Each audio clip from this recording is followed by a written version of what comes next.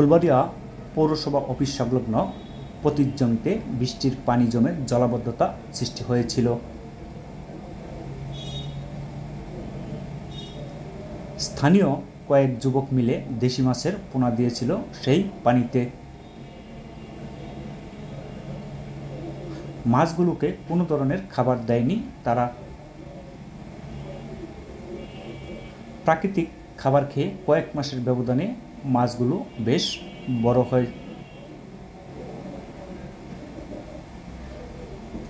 আজ সকাল থেকে দুপুর পর্যন্ত ভেড় জাল দিয়ে প্রায় 200 কেজি মাছ ধরছে।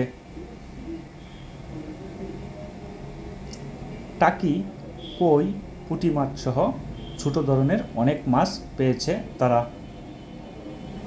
তাদের ধারণা শেষ পর্যন্ত এখান থেকে অন্তত 1000 কেজি মাছ ধরতে পারবেন।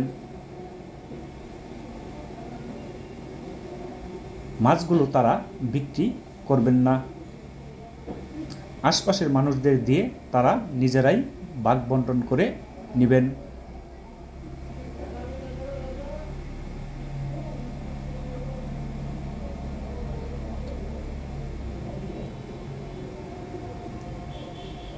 আজ প্রায় 200 কেজি মাছ আশপাশের মানুষ সহ 40টি বন্টন দিয়ে তারা সমাহারে নিয়েছে।